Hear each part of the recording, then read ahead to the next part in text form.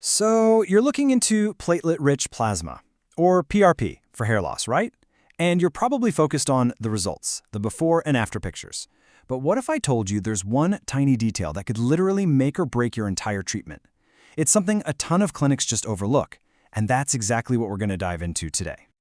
Okay, let's start with a picture in your head. Think about a typical PRP session. Maybe one you've actually been through or just one you've seen online. Does it kind of look like this? You're seeing the practitioner make dozens and dozens of these quick little injections all over the scalp. We're talking 40, maybe even 50 small shots with what are basically those little tiny Botox needles. And yet, this is super common, but here's the kicker. It might be fundamentally flawed. All right, so let's talk about this common PRP method. It's an approach that's definitely familiar, but as we're about to see, it's also potentially a really flawed one. Let's dig in.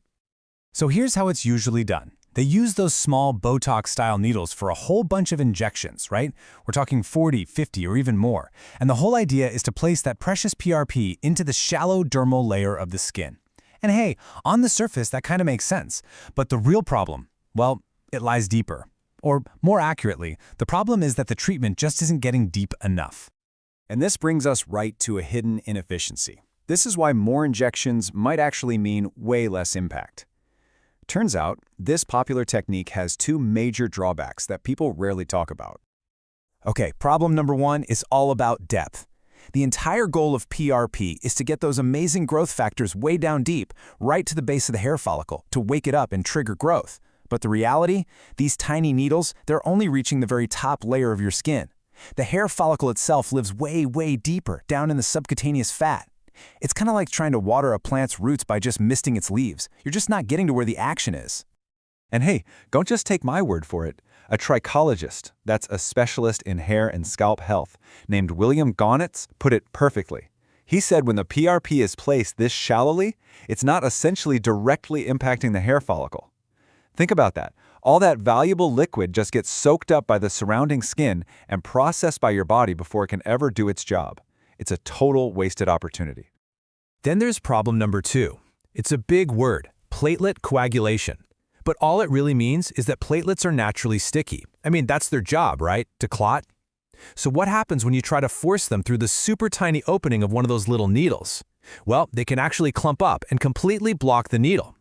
Imagine trying to shove a bunch of gravel through a tiny drinking straw. It's just not going to work. So what's the result of all this? It means you might not even be getting the full dose of platelets that you paid good money for. So you've got the shallow delivery, you've got the clogged needle, it all adds up to a huge portion of those precious growth factors being totally wasted. Okay, but here is the good news. There's a really simple fix that can lead to a much, much better result. And believe it or not, it all comes down to why needle size matters so much. And here is the hero of our story, the 22-gauge needle. Now, gauge is just a fancy word for how thick a needle is. And here's the counterintuitive part. The lower the number, the bigger the needle. So this 22-gauge is bigger than a standard Botox needle. And that little difference? It changes absolutely everything. The benefits of using this larger needle are huge and immediate. First off, that bigger opening prevents that platelet coagulation we talked about. No more clogging. So you're actually getting the full volume of PRP delivered. And most importantly, it's long enough to reach that deep subcutaneous fat layer, delivering the growth factors to directly nourish the tissue right around the hair follicle. It's getting the goods exactly where they need to go. All right, let's do a side-by-side comparison. We're going to visualize the difference in delivery. And I think when you see it laid out like this, the better choice becomes really, really clear. Okay, check this out. The small Botox needle, it gives you a shallow injection, just in the dermal layer.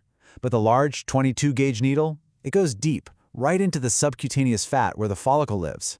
Platelet flow, it's prone to clogging with the small needle, but you get a nice, unobstructed flow with the larger one.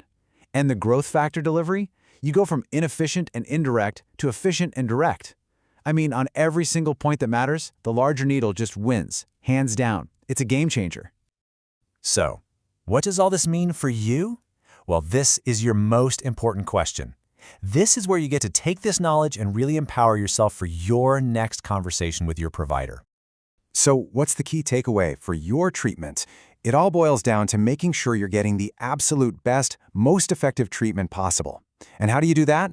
Simple. You ask the right questions. Here are your 2 steps to a better treatment. It's super simple. Step 1, ask your provider, hey, what gauge needle do you use for PRP hair treatments? And step 2, confirm the injection target. Ask them, are you targeting the deep subcutaneous fat layer? Their answers to those 2 little questions will tell you everything you need to know. Because at the end of the day, it's not about how many injections you get. It's about the quality of the delivery. The single most crucial point is this.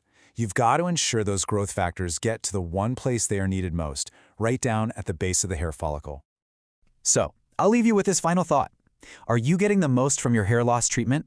Think about it. A simple question about a needle could be the difference between a wasted investment and seeing real results. Armed with this knowledge, you can now make sure you get the absolute most out of your treatment.